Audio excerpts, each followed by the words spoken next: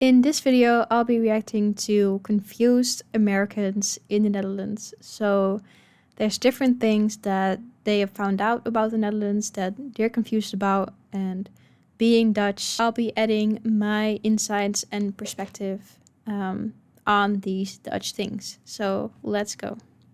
Dutchies. I have another. First of all, I hate the word Dutchies. Like, for some reason, it just really gives me the ick, as they like to say.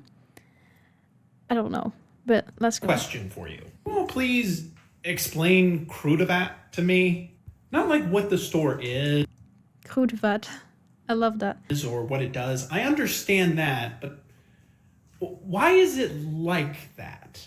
Every Kruidevat I have been to looks like it's run by Jeffrey Dahmer, and he hired a hoarder to do the store layout. Honestly, I never thought about it like that, but that's a really good description of the Kruidvat. At least every Kruidvat that I've been to. It always looks so crazy. Like they purposely messed everything up. And it's really not organized. Anyways. If the aisles were just half a centimeter more narrow, it would be physically impossible to get down them. None of the employees actually look at you. They look generally in your direction or looks through you. Yeah, it's kind of bad. I don't know why that is the case. Because like I like to go to Ethos for this reason as well, because it feels just it's a more pleasant experience. If you're Dutch, let me know if you agree with me. Ethos over Kruidvat. Now I do still go to the Kruidvat, but yeah, I don't know why in the Kruidvat they're always so hostile. They don't really want to help you. Well, maybe at the Ethos they don't really want to help you either, but at least they hide it better. Like, I don't know why are the people at the Kruidvat like that? Maybe because of the working conditions. That's a point to debate on, but The store is lit in such a way so that half of the store is in dim shadows and the other half is under harsh fluorescent light. That lighting problem might be partially because everyone I see, their ceilings are half a meter lower than every other shop nearby. Why? What is lurking up in the ceiling? So I haven't noticed that. Is that the case? I don't think that was the case at the Kruidvats that I've been to. Or was it? It's been a few months since I've been in the Netherlands and therefore in a Kruidvat. Let me know your perspective on this if you're Dutch. yeah, an explanation would be greatly appreciated. And if there's some kind of cryptid living in there, how do I appease it when I go to buy ibuprofen? Yeah, maybe the working conditions could be a reason for the workers being kind of moody. But I'm thinking maybe also they kind of purposely make the store look messy so that it kind of correlates with the image of, you know, the steeds altijd voordelig image. So if you're not Dutch, basically it's like they have this cheap image that everything's cheaper there. So maybe it could be on purpose to make it feel like, yeah, like everything's cheaper there and kind of play into that image. But otherwise, I do not know. So on to the next video. This has something to do with a window, as we can see. So let's see. What? This is so blooming.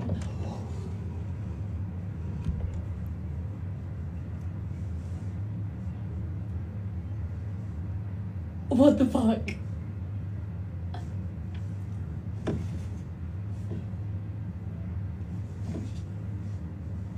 What?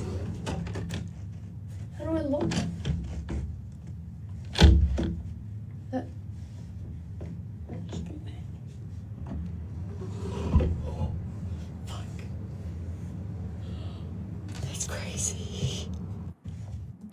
Yeah, not many words needed, but it's funny because I remember when my American boyfriend first came to the Netherlands, he was also shocked by this, or were like surprised, because the windows there just you just shove them up. Um, yeah, so this is completely like new to them. Now, I think he said though that some older houses might have it, so I don't know why they would kind of remove that feature.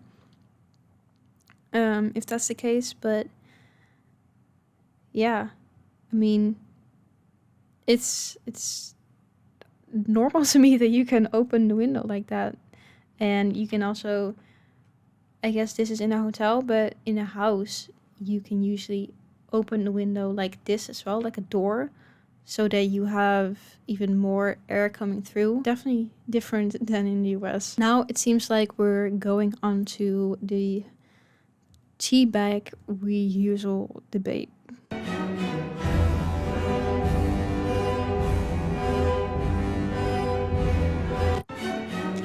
Yeah, so again, not many words needed, but on their part. But yes, I do personally reuse the tea bags, because I would usually just give the guests the first kind of dip. Like I would make their cup first and then mine, so it doesn't matter to them at all. And then secondly, it's still everyone that I've ever had come over, my friends, like they don't care. They do it too. So they really wouldn't care if I even made my cup first and then theirs. So I personally don't really see why this is so crazy. Like I know for people who are not from the Netherlands, it might sound crazy if you've never done it, but yeah, to me it's just like you're wasting a perfectly good tea bag. Even if it's still used already, you can definitely use it twice. I've even used it 3 times sometimes, and it tastes the same to me. So to me, it's like, I don't know why I would throw away a tea bag when it's still fulfilling its purpose. But let me know if you reuse your tea bags. All right, let's go to already the last TikTok. But what about the floors? What happened? They were here when I last viewed the place. I have to take them out so the next person can bring their own floors. Oh, why? Oh no, the floors are mine. I bought them. So that means I need to buy new floors. Yeah. But what happens when I leave? You could also take it out or sell it to the next person. Strange. Yeah, this, I didn't know that this wasn't a thing everywhere else in the world until my boyfriend told me. So it was a really strange concept to me that they don't do this in other countries, but it kind of makes sense to just leave the floor in and for the next people to decide what to do with it. But then if you have to keep the floors and you can't decide to take other floors, then that's kind of like, yeah, I would rather choose my own floors so that I like the floors instead of being stuck with something that you don't like. So I feel like a good system would be to kind of just ask the next people if they want the floors, and if they don't, then you can negotiate with them on selling it to them and sending it to someone else, or just taking it out. But sometimes I feel like it's kind of backwards, how it's done in the Netherlands, because you might want the floors, but they have to take it out even though you want it. So it's like, why is it like that? Like also, my mom's house, when yeah, we first saw it, it was like it really had a nice kitchen, and we wanted the kitchen, but the last person who was there had to take the kitchen out to make it go back to its original state. And it's like, it's just kind of a waste to me when you have to do that. So, yeah, let me know your takes on that. What do you think? Yeah, what's your opinion? Should you have it go back to its original state or ask the next people whether they want it or not?